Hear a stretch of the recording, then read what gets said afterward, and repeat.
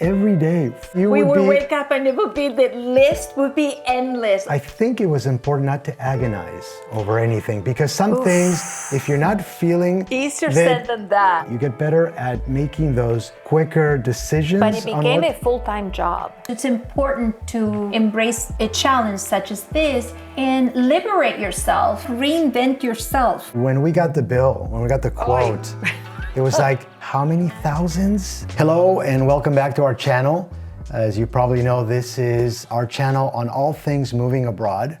And so we thought we would start talking about the sort of uprooting process of getting out of a country and kind of what we went through when we left the United States. So the story goes that we went to Portugal in October of 2021 because our older son highly recommended that we see it. And we fell in love with it. We actually really enjoyed, we were in the north, in the south, in the center of the country as well. And came back very excited to move forward and move to Europe, move specifically to Portugal, where our sons, one of them, the youngest, was going to be living, and the oldest was already living in Paris. We saw an opportunity as well to work. We have heard that there were working visas because all the other European countries we were considering did not have that, but Portugal did. So that was the appeal for us.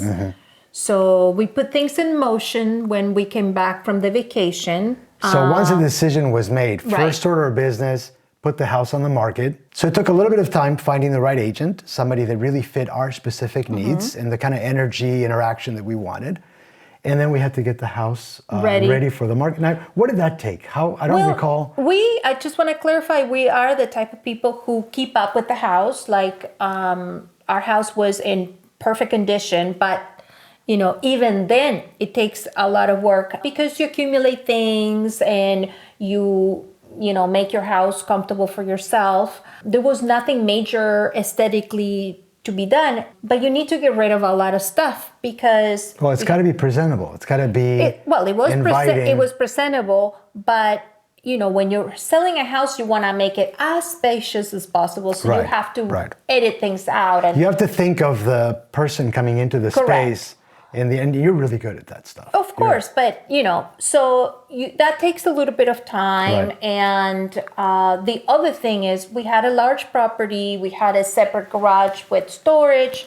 So we had to kind of put eyes on seeing things that you don't see anymore because they're nicely stored. So that took a lot. And when you're doing the editing process, it's a little bit more severe because you don't want to bring to a new country. You still don't know what kind of house you're gonna have. But also, the moving of objects is very expensive. The storing of the items until you organize yourself is very expensive. So you have to think: do I want to keep this $2 silly thing when it's gonna cost me $10 over the time to store it, and I could replace it for $4? You have to do all those calculations. I would say, so the tricky thing was deciding amongst the categories, right? What do you donate? What do you just throw away? What do you keep that you might ship, right? Because you have to ship it across the ocean. And what do you sell? What are items that you could actually sell that you could get good value for? It was organizing ourselves, and I think it was important not to agonize over anything because some things, if you're not feeling easier said than that. I mean, it is easier said. I think we went through a process of 4 months of leaving the U.S. It took 4 months to uproot, put everything in a container, get on a plane, and leave. And so I think you get better at it. You get better at making those quicker decisions. But it became a full-time job. It did. Every day you would wake up to people responding to ads. So we used Craigslist a lot. You have to take good photos so your stuff is presentable. Now, in parallel, we had to find a shipping company that was going to initially store the content until we were ready to ship it across the ocean. That's the thing. You have to have a company that has the capabilities of storing the items until you're ready, and they handle all the process of shipping that container to the port that then takes the international shipping. to specifically Yeah, Europe. yeah. So So we found a reputable company, and these international companies are all inclusive. And when we got the bill, when we got the quote, it was like, how many thousands for a half a container? yeah. And I got to be honest, it was a lot of money. It was a lot of spending. We wonder if we should have shipped more. That's where this becomes really tricky. Yeah. If we would have gotten more value out of the, shipping more. Well, here were the options. And it's hard to calculate, but you can have items wrap into a base. There's a wooden base and then they wrap it, or a sealed container. And we were right on the edge of being able to ship it wrap or have a partial container. It could spill in. The cost was like right there. So we decided on a sealed container. And not to mention the insurance you're paying for the stuff. That's right. The storage in the US and then later in France as you're ready to, because once we received the goods in France, that went pretty smoothly. Some stuff was missing, so be ready for that. But then it arrived in a storage facility and you have to pay $400 or $500 a month to store your stuff. Until you're ready. So all that. So it's kind of like you have to sort of dig deep and decide, is it better for me to keep X amount, ship it, and then not have to worry about it on the other end? Because once we got here, we had a pretty empty house. I mean, we had certain pieces that mattered to us, some kitchen items. There were a few regrets of a few pieces I should have brought, but I mean, we had no idea. Our intention was to buy a much smaller house, but we were not finding a smaller house. We ended up with this big house. I want to say for reference, at the moment, the container we had was, there's different sizes. We had the small container. I think so, yeah. Which is 8 feet by 8 feet by 20 feet. Was around $22,000, I believe, plus insurance. The bill? The container itself, that shipping that container. No, I think we paid in the 18K range, 14 to 18. No, I remember it like was a number. more.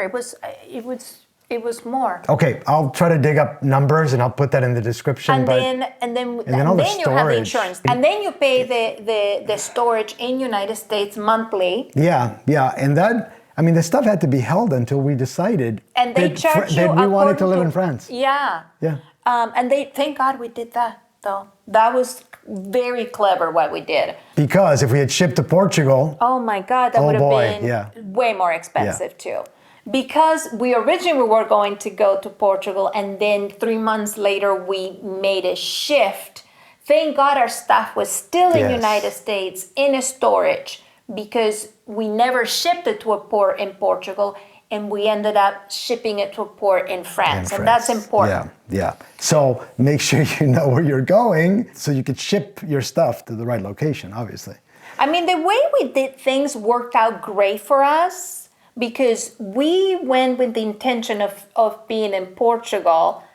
And after living there while we were searching to buy a house, we realized that the country wasn't quite the right fit for us.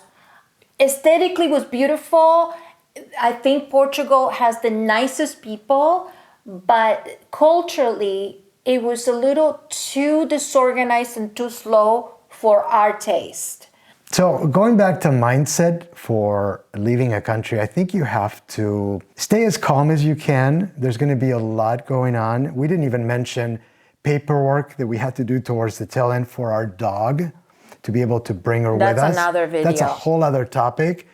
You're preparing for your visa processing, all the paperwork, criminal record and birth certificates, etc. There's a lot to worry about. And we had to scout an address, a place in Portugal for our visas. So, it was exciting. I think the excitement carried us through the process. Yeah. We had each other energetically to bounce off of, and we just put in the sheer hours to make it happen. And I just remember every day, full days. Oh my God, we would wake up and the list would be endless of things to do. But I think it was one of the times when I was able to just pull energy out of myself that I didn't know existed. And I'm like, oh, he can totally do this. And it was like this wonderful, when we got to the hotel the final night, before boarding, flying out to Paris, because that was going to be our first stop, the exhaustion, I couldn't even think or move anymore. I mean, we were down to the wire. You're when you're getting rid of stuff, it's that whole thing, when you make any move, like you said before, even in a country, the tail end is every detail shows up. There's always drawers with stuff. I had hard drives that I wasn't going to take with me or ship. I had to get rid of them. So I had to open them up, scratch them, throw them away in different places. It was just this amazing, insane amount of to-dos. One thing I definitely want to emphasize is very important, very, very important, that both people are excited to do this, because it requires an insane amount of stamina and excitement.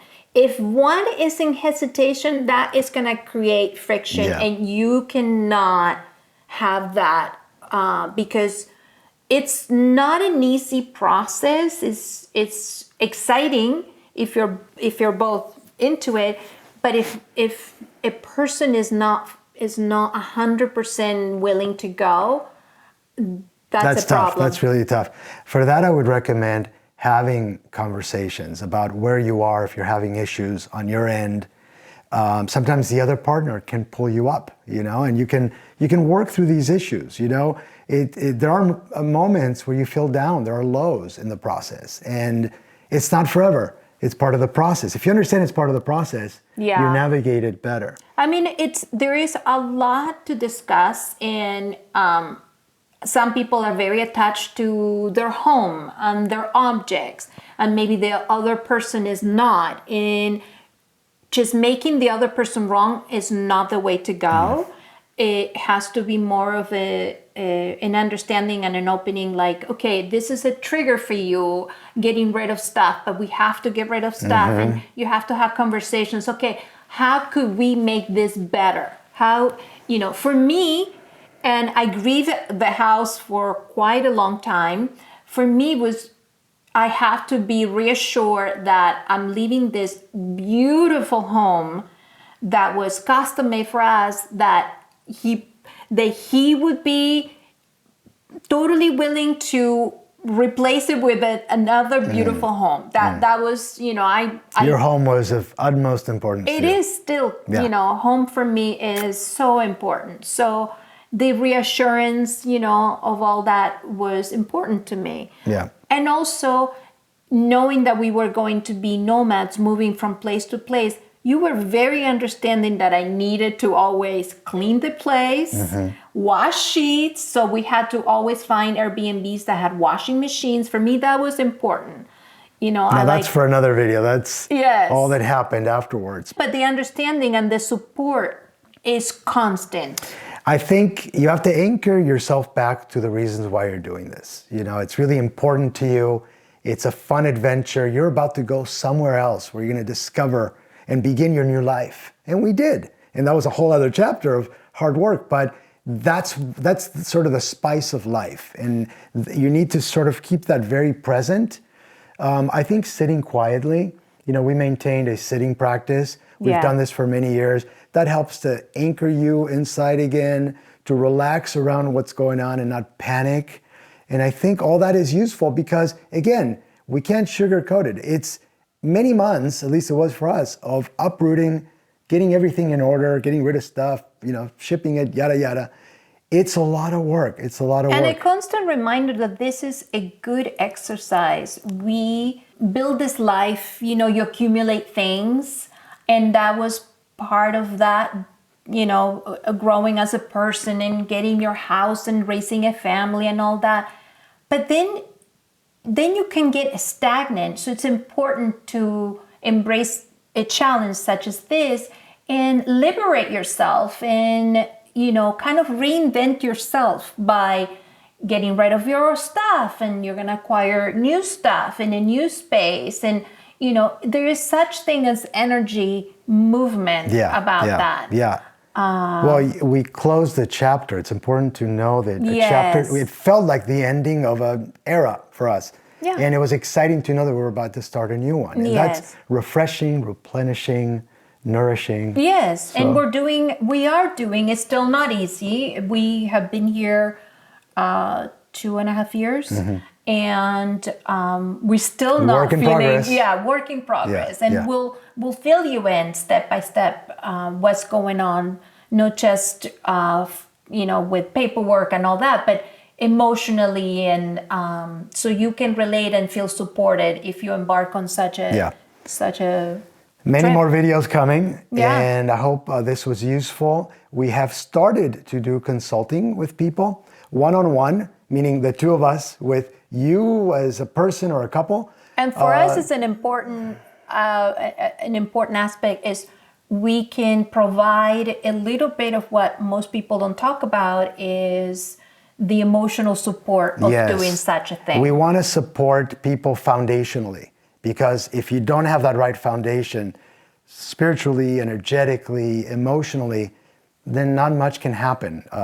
You might find yourself, like I said in our first video, in our Zoom call, you might find yourself quitting too soon because you don't have the proper reasons in place for what you're doing and the right sort of positioning of yourself. And fear kicks in, and we make sometimes rash decisions because we are afraid, and fear is part of it. I mean, you have to learn to navigate fear. Yeah. Be afraid and do it anyway, as the quote goes, right? Yeah.